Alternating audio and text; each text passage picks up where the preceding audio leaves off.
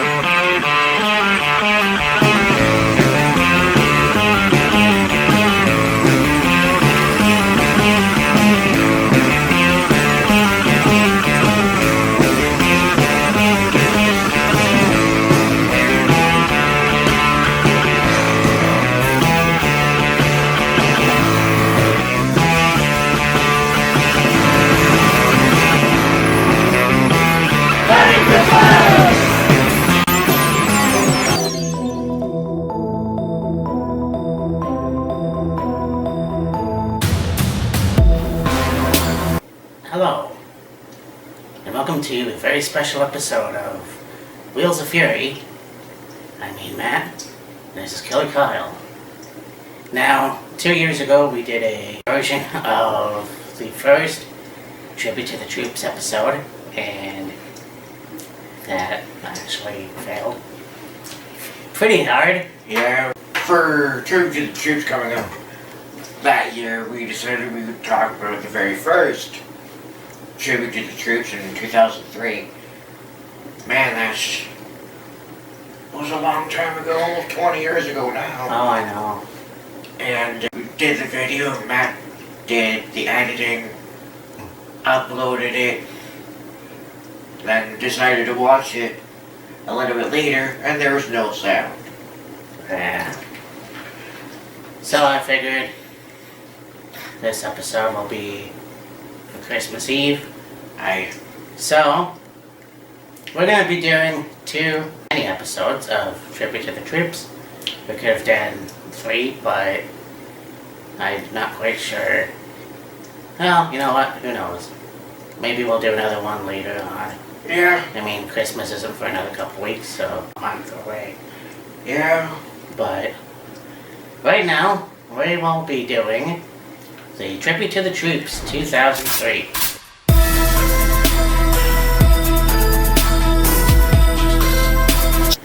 Yeah. So, this was a really good concept too. I mean, this was the first ever, let's give back to the military and the soldiers that were fighting for freedom in the United States. Now, at the time, I was ignorant to the whole thing, but looking back at it now, I would think that this was very important. This was a very important thing to do for everybody, Oh, yeah. The military, the soldiers, the families, everything.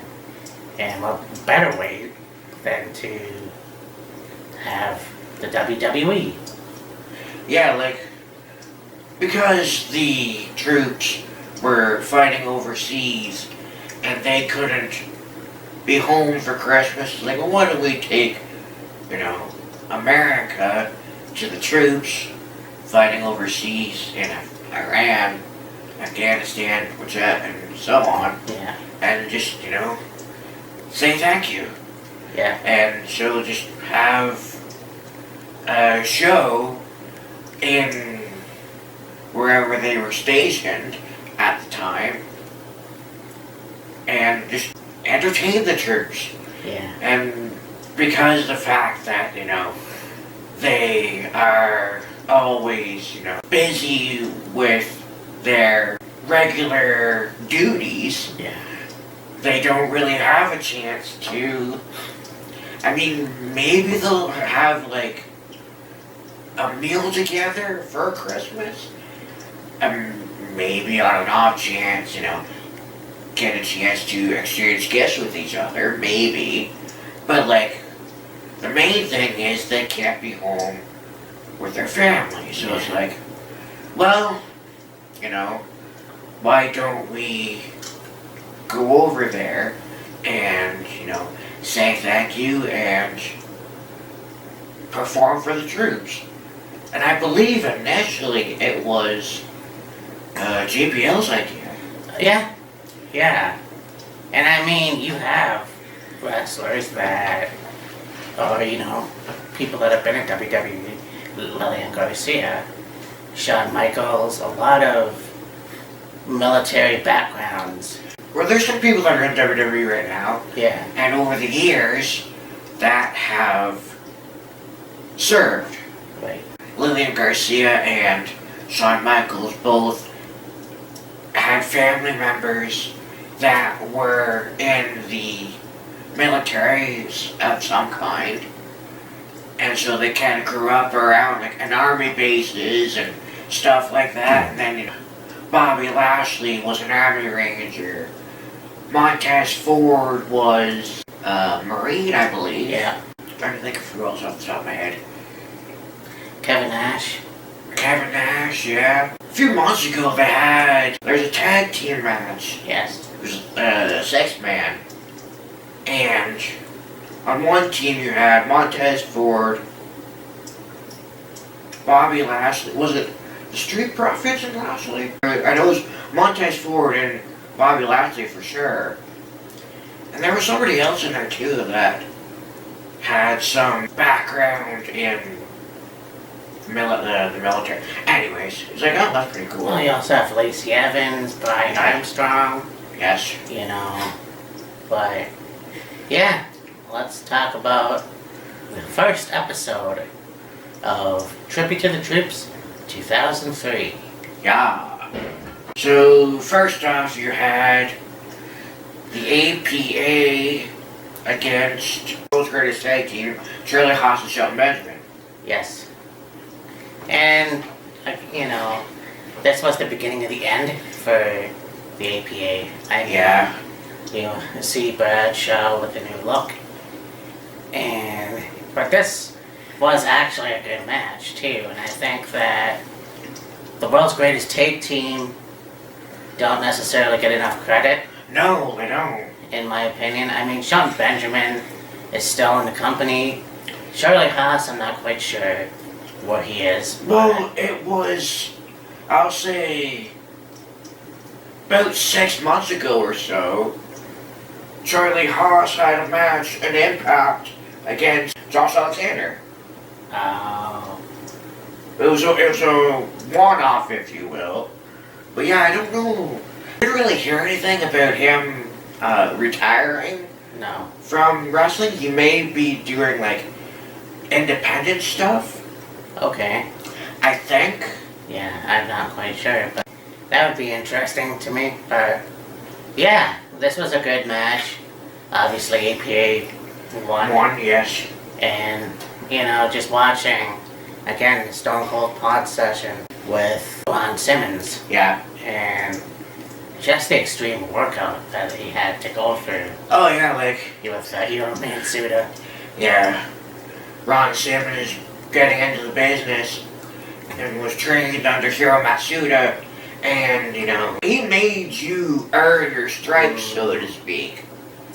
Like, and yeah, they showed little clips of the training regimen that Matsuda would put these guys through, and it was like, he had like a 2x4, and he'd like hit you in the midsection with it to like see how strong your abdominal area is, abdominal wall and whatever, and then they'd be playing basketball for like stamina and cardio and whatever, and doing squats and setups and oh yeah, Hiro Matsuda played no games. Like if you're gonna get into the wrestling business and you can be somebody, you're gonna earn it. And that's the same with FCW. When you look at the toughness, wrestling in 3 rings with no air conditioning. Oh yeah. Like, holy shit, that's just brutal. Oh yeah, you look at, Florida Championship Wrestling, Georgia Championship Wrestling. Yeah. Back in the day, yeah, it was brutal. Yeah. And I remember Ruby Riott, Ruby Soho, Yeah. she did training, and they were training in this, like, warehouse, I think, would have like no heating, no air conditioning. So you had like there was like a big lit what do you call that? A door, anyways, that went up and down, and you'd have that open in like the winter time, or like in the summer to get it cooled off, and you'd be like sitting on these hay bales with like fruits and vegetables all around you and all, all this other stuff. It's like, man, that's insane. Right. Yeah, this is around the time that Ron was winding down his career, and you know, the APA would go their separate ways, and of course, Bradshaw would infamously become JBL, and you know, the rest is history. You got it. So now we have this match. We've got Rikishi versus Rhino. Yeah, we got two badass dudes, and Rikishi and Rhino, and two bulls, so to speak, and it was a fairly good match. Yeah, and two big dudes, and I think Rikishi has had one of the most interesting careers in WWE.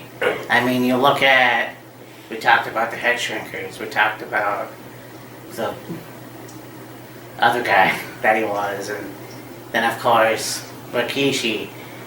I think around this time as well, or maybe it was a little after that, you had Haku basically join Rikishi afterwards. I think so, yeah. But this was a really good match. There was some offense. Rikishi won. Right. But I mean, I'm sure Rhino hit it. Gore! Most likely, yeah, at some point. So, yeah, very good wrestlers in my opinion. And I mean, Terry still wrestles. And yeah. I think he's in TNA or Impact again. Yeah. The guy doesn't age. I know, right? Fuck. But yeah, he's at least in his 40s. Yeah. And, you know, still, oh yeah, he can still go. But Rikishi doesn't age either. Like that. No, Rikishi still looks good. Yeah. But I'm surprised that he doesn't get in the ring no more. Or if he does, it's in the independents. Probably. Well, Rikishi does have his own wrestling promotion. Right, okay. Yeah. So, he's probably more focused on that. Right. So next we have, he's probably more focused on that. Right.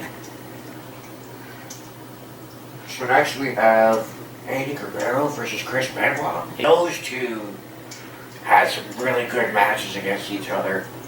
When you look at what they could do, you know, whether it's ECW, WCW, Japan, Mexico, like these two really were one of a kind. And I think that you look at the guy who basically was one of the best high flyers in the business, and Eddie, and I think his legacy still lives on. Yeah. You know, Benoit doesn't for reasons, but I mean, again, that doesn't take away that you had two really, really good, talented wrestlers. One high flyer, one technician.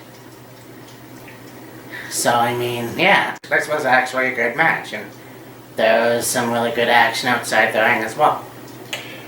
Yeah, they, like, the guy that could wrestle, like, mat-based, but a large portion of his offense was high-flying, and then you had Benoit, the very technical, savvy wrestler, and yeah, they had very good matches against each other.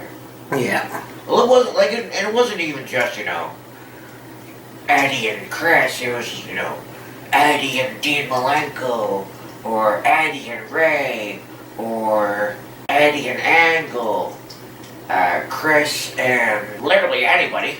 Right.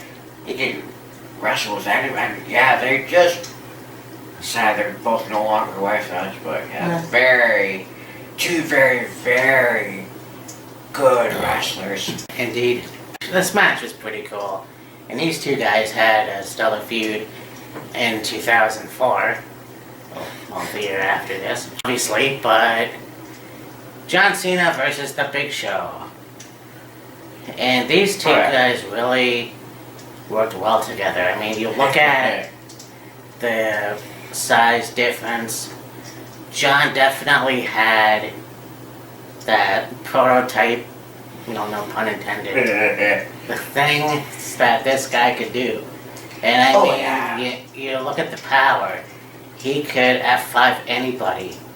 Oh god. And this was a good match. John Cena did go over as he would at WrestleMania 20 and become the United States champion. Yep. But this was a really good match too.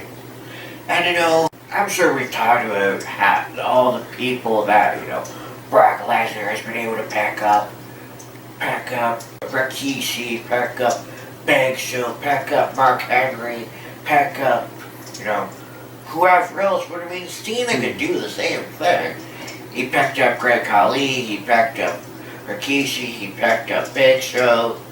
He could pack up a truck, probably. I mean, I don't know who said it, but they were comparing Brock Lesnar's F5 to the attitude adjustment.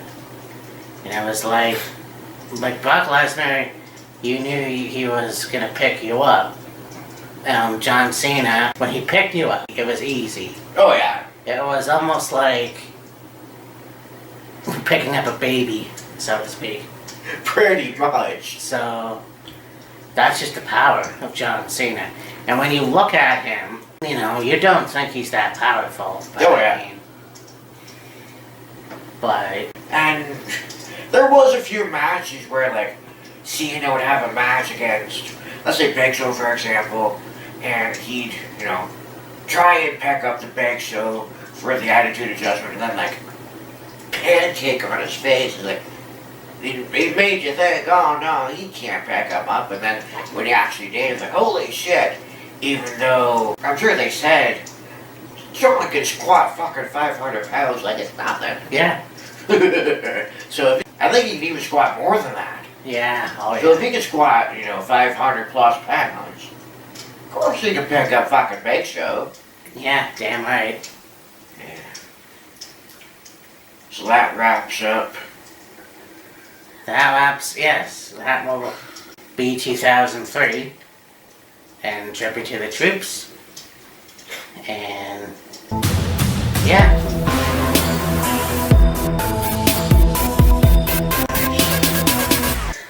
2016. I mean, I could have just picked a random year. This was one of them. I really had a lot of fun. Well, for the most part. Yeah. I moved here in March. Yes. Before that, I was in hospital. Yep. And I'm alive. But anyway.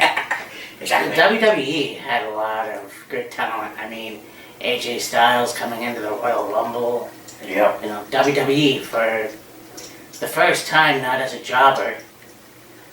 But, yeah, very good to see a lot of wrestling talent exude in WWE. Alexa Bliss. Yeah. John Cena, obviously. Yeah. Just a bunch. But anyways, yeah, this year's Tribute to the Troops was in Washington, D.C. Uh-huh. So. Yeah. Of course it makes sense eventually to have, a tribute to the troops in the nation's capital. Yeah. So, yeah, that was, I can't even remember the name of the base they were at in Washington. Anyway. I'll post it. Yeah. But, yeah. Here we go. Yeah, we got Cesaro and Sheamus. Cesaro. The bar. Yes. They beat the Good Brothers. I'll be there in a minute. Golden Truth and the Shining Stars. Oh, yeah, the four-way match there, too. Yeah. And, yeah, this was a good match. And all these teams. I mean, the Colognes, I wish could have done a little bit more.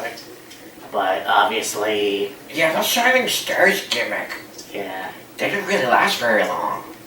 No, that's unfortunate. I just think that, this kind of thing would have been up their alley because of their dad, and then Carlito. Carlito. And yeah. Then of course you had the Golden Truth, which was an interesting tag team. Yeah. A heel term that came the fuck out of nowhere. Yeah. So, anyhow, yeah, this was a good match, and obviously, as Kyle said, Cesaro won. Right. Because they are The bar.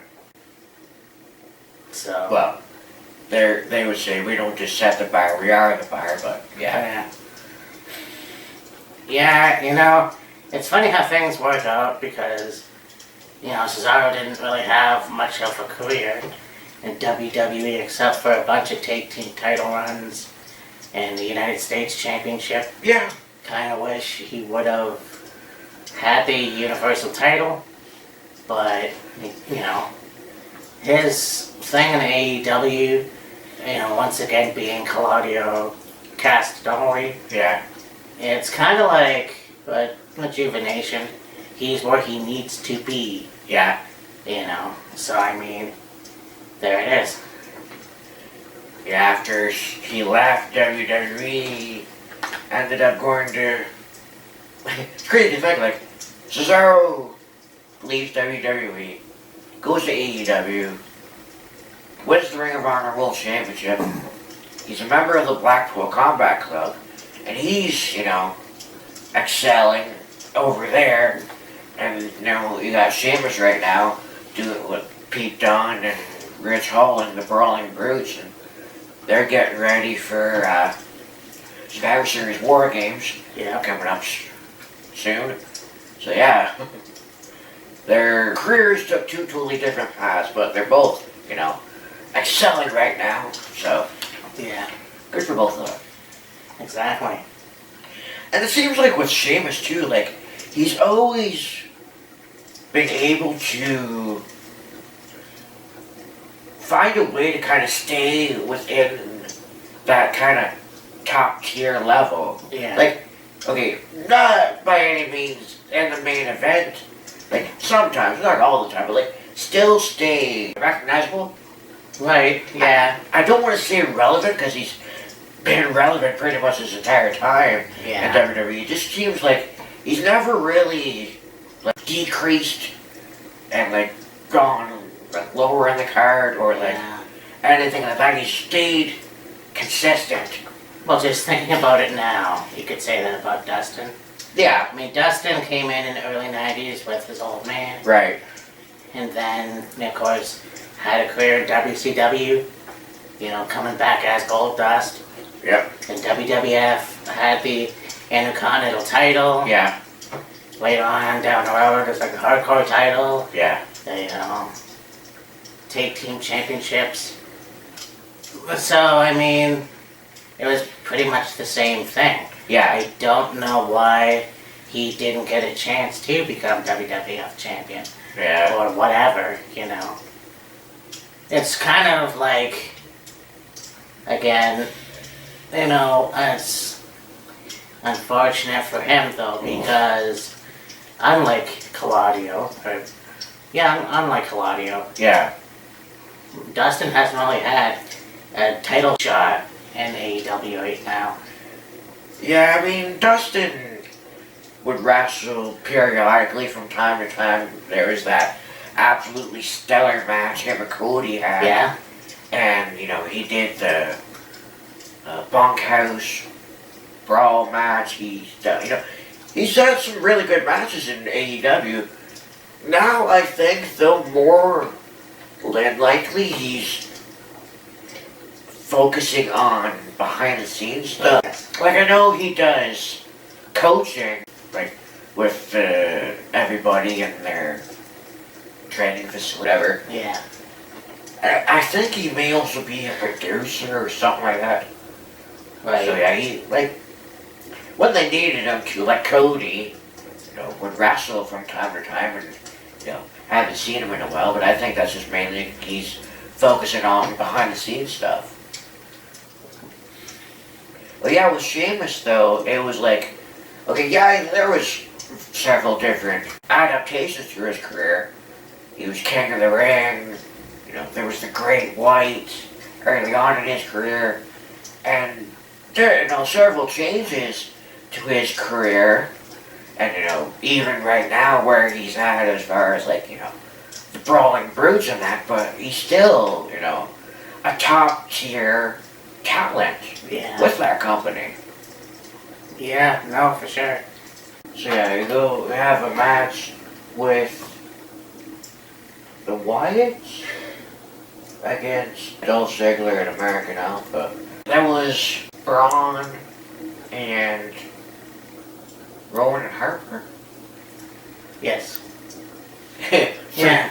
Three big dudes. And then, you know, you got the collegiate background of Dolph Ziggler and American Alpha. Right. And, like, American Alpha, how they initially came to be is, like, very, very interesting. Initially, it was, like, Jason Jordan was looking for a tag team partner in NXT, and Chad Gable was trying to, you know, convince him to be his tag team partner. Yeah. And Jordan was like, I don't know, man, I don't see us working well together. And the weeks went on, and there's consistency on the part of Gable, like, come on, man, let's do this, I'll be your partner, we can do this. And Jason Jordan was going through several different guys to be his partner, and then it's finally like, alright, let's be partners, let's tag team, and they were absolutely stellar together. Oh god, yeah. I mean, that's the thing. Those two made magic. Oh yeah. You know, you had them as the NXT Tag Team Champions. Yes. I believe they were WWE Tag Team Champions. I think they were Raw Tag Team Champions, yeah. So, there's that, okay. Then all around a good tag team, and it's unfortunate that Jason Jordan got injured after that stupid storyline with Kurt Angle. Yeah. But, I mean, you look at what Chad Gable is doing now, and it's like, holy shit. It's a really, really good tag team. Oh yeah. You know, and I think that this was a good match too. And obviously, we all know that I was a huge fan of the Wyatts. Yes. So, I mean, to see these guys, it was like very cool. It was a very good match too. Oh yeah. And like I said, you know, three big dudes and Harper, Rowan, and Strowman is like, man, how can you compete against these guys? And you know, you had all the athletic prowess and, like I said, the completion background and amateur wrestling skills of Dolph Ziggler and Chad Gable and Jason Jordan too. I think he wrestled amateur. Right. And yes, but like, you got three big dudes like that, it's like, good luck. Yeah, for sure. And, you know, how, well, Eric Redbeard, still fucking a stupid ass name in my opinion. He's, I'm not sure what he's doing right now. Yeah. Braun just went back to WWE, and of course, we lost late Brody Lee. Whip. Yeah. Yeah. Yeah. So, I mean, but like I said, very good stable. And, you know, who knows what they're gonna do with the Bray Wyatt character now. Yeah. I mean, I'm gonna soon watch SmackDown. So, we'll see, I guess. Yeah. Hopefully they don't fuck it up. Yeah. I mean, they're building it up really well right now. Yeah. With like the Uncle Howdy stuff. And it's like, let's see where this is gonna go. Yeah. I have the badass mother hugger who defeated Dana Brooke. And this is a time where Bailey she was just new on the scene. Yeah. Like new in WWE, the main roster, if you will. And, very not sure of herself. I think Yeah. it just is too bad that we had to see her turn heel in order for her to be a legit badass motherfucker. I mean, when she was in NXT, she did very, very well in NXT. Yeah. NXT Women's Champion has some really, really great matches. And then, even when she came up to the main roster, she did very well for herself. Mm-hmm. And then, it seemed to be like once she decided to turn heel, that's when like things went up a notch. Yeah. Like she's always been good, but it was like once she turned heel, that's when things like really started to take off. NXL. Yeah, and I mean Dana Brooke too. And it's unfortunate they put her in all these stupid ass gimmicks. I know. I think her and Mandy were a good tag team. Yeah. I just wish they would have used Dana a bit more. Yeah. And I think there was that rumor that it might have been Dana, but it was like have a mid-card women's title. And I think that's a badass idea. Yeah. AEW has plenty so far. Not a tag team women's division, but that's what it is. No, but you've got the AEW Women's Championship, you've got the TBS Championship. And this was a time when Dana and Charlotte were, I don't know if you want to say a team. Yeah, I guess you could. I don't know. Kinda, yeah. But this was a good match for what it was. Right. I think this is the time as well where the women's division was getting much better. Yeah. And I mean, you had the year before that, especially NXT. I mean, Bailey and Sasha, fuck. Oh, yeah. But, there would be more matches that year that I think were better for Bailey, but... Bailey. Next we have Jack Gallagher versus Rich Swann, TJP, and Brian Kendrick, and Drew Gulak. Yes. And Tony Nese? Yeah. Okay. Yes, the Cruiserweight division came back in 2016. Yes. At the Cruiserweight Classics, obviously, and you had a lot of these guys coming in. And Brian Kendrick wrestled in 2003, and unfortunately got let go. Came back for the Cruiserweight Classics. And then when they brought the 205 show, then it was almost like, this is pretty cool. The Cruiserweights have their own TV show. Yeah. And whatever. But, coming into on SmackDown. And, a lot of these guys, minus Brian and Jack, are still in WWE. In fact, I don't know where the fuck Jack Gallagher is now. Yeah, I don't know where Jack Gallagher is right now. I don't know where Brian Kendrick is right now. Yeah.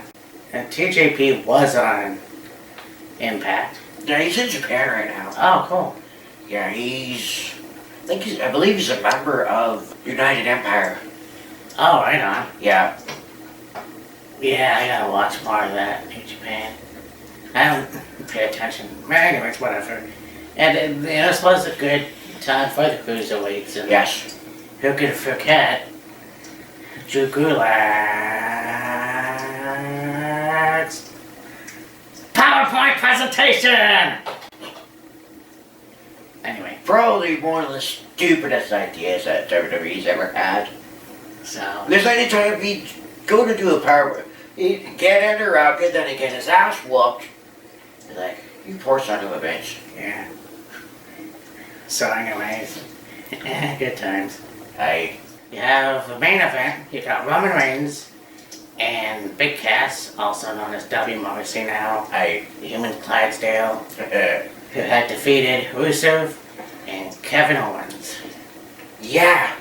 And I mean, yeah, just the whole thing now where you have Rusev as Miro, and then of course, like we mentioned, W. Morrissey.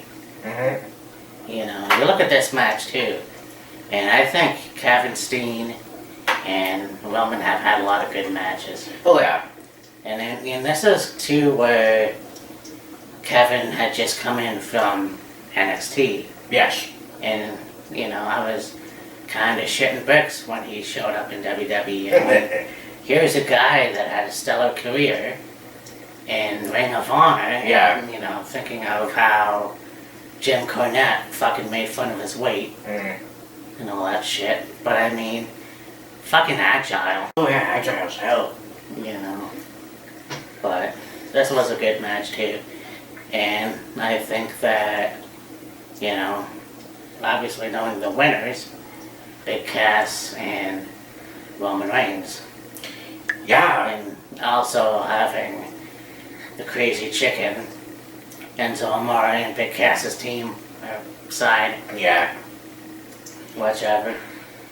Yeah, those are four guys that you wouldn't necessarily have even remotely have thought about putting together as a team. Rusev, Owens, Roman, Big Cass.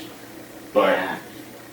I mean, it worked out. And, see, that was another thing about Tribute to the Troops, too. A lot of matches that they had were, like... Okay, yeah, they would kind of do things involving rivalries that, you know, you see on Monday Night Raw and SmackDown and, like, you know, programs that certain wrestlers were working with each other. And they, well, they talk about it. Maybe you'd have, you know, a tag team match, 6-man match, let's say, with, you know, whoever's in a rivalry with each other or whatever. But a lot of times it was just, you know, well, it was just for fun. Oh yeah, and I think that was the whole point of Tribute to the Troops. Yeah. Was a lot of fun. Yeah. You know, it's time to, like, give back to the soldiers. It's time to entertain them and make it their day or night, whichever. You know? Yeah. And this was a good show, and I think that, you know, through the years, you had a lot of good shows. Yes. There's a lot that I could have chose from. But, you know, those are just two of the shows that, you know, like I said, we did 1-2 years ago. Yeah. And apologies for that. So, you know, redemption, bitches. Exactly. So anyhow, just wanted to get this out for Christmas Eve. Yes. And want to say, I hope everybody has a safe and happy holidays. Yes. Happy holidays, Merry Christmas, Happy Kwanzaa, Happy Hanukkah. You know, whichever you want to choose. Yeah, whatever you celebrate. So, for me and Matt, this is Killer Kyle. And we will talk to you, well, hopefully New Year's. In the new year, yep. Happy holidays. See ya!